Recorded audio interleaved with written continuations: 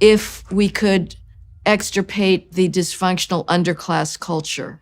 And that is something that is tearing down Blacks' potential to succeed by embracing this oppositional culture that says that academic effort and achievement is acting white. It glorifies criminality, glorifies conspicuous consumption, misogyny, maximal procreation, having as many children as you can by different baby mamas.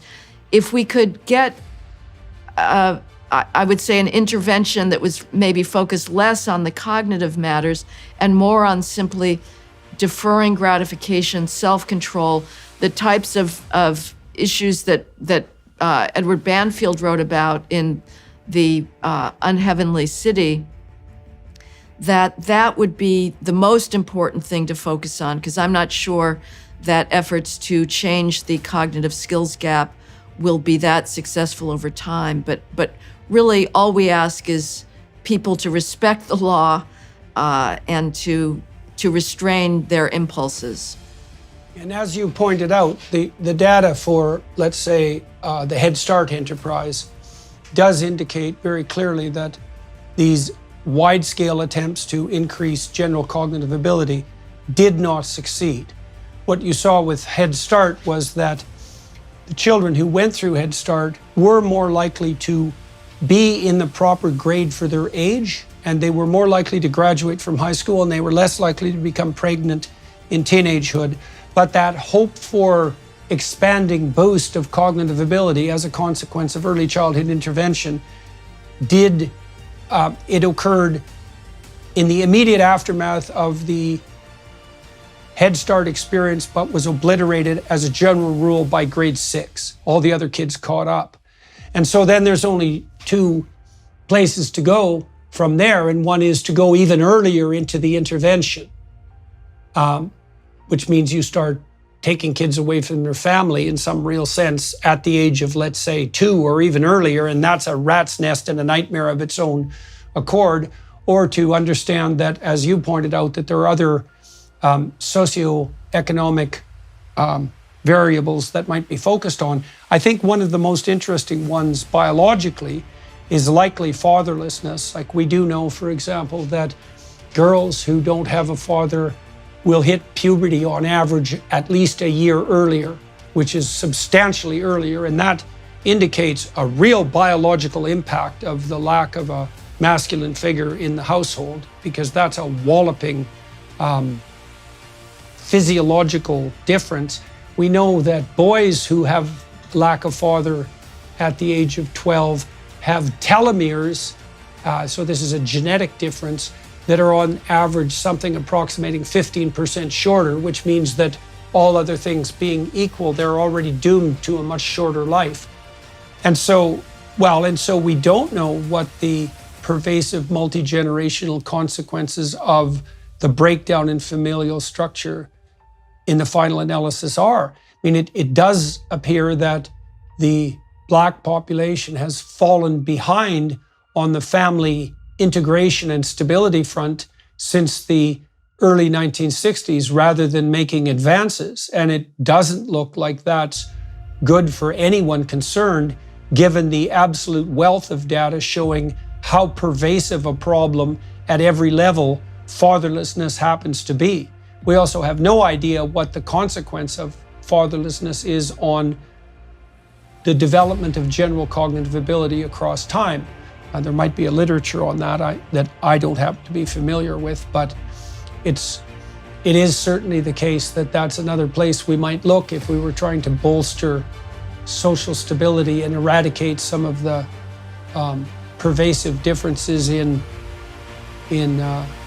what would you say, general psychological well-being that seem to be associated with race. Well, yeah, I mean, I think you're underplaying this as how bad it is. You know, when Daniel Patrick Moynihan wrote his astoundingly prescient report in the 1960s, warning that the country was about to screech to a dead halt with regards to further civil rights progress, His reason was not a resurgence of white racism or changing economic positions in the country, opportunities in the country.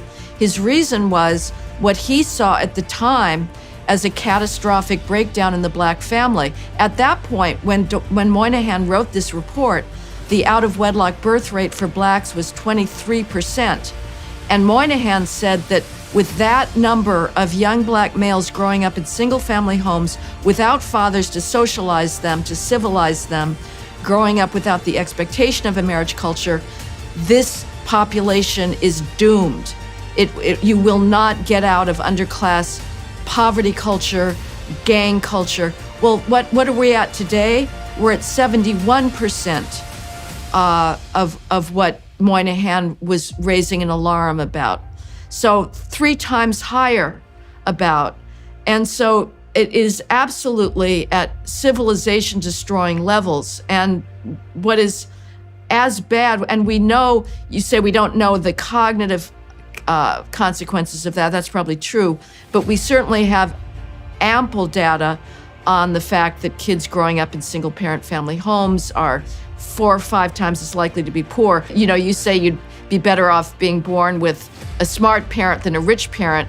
I would say you're better off being born with 2 parents than one welfare supported single mother who happens to have a larger government income than 2 working class married parents that are maybe pulling in $25,000 a year. You still, if you're in a Rawlsian position of choosing where you want to end up, you choose the 2-parent family over the wealthy single mother. So things are really bad. But the problem is, how do you fix it? And people like you and I have been going around talking about the problem of single parenting. And I was just going to add, the problem is not just for the individual child and growing up without a father, but when boys are raised in a culture that does not expect them to get married before they have children, they are absolved of the types of expectations that can help them become functioning males. And I know I'm in your territory here, Jordan, and talking about how do you civilize the savage male libido. But one way you do so is say, if you want to make yourself a plausible mate, you have to learn to defer gratification. You have to learn to have future orientation. And when you're growing up in an inner city, and it is absolutely the norm that you can start having sex with girls at age 12, they may or may not get pregnant, but you will have no further responsibilities. There is no reason to develop those skills of self-control that make you a plausible worker, a plausible husband, a plausible colleague in any kind of voluntary association. So that's the problem. The solution, though, is extremely difficult because, as I've been reprimanded in the past by Deborah Dickerson, the relationship between the sexes in the Black community is very, very troubled.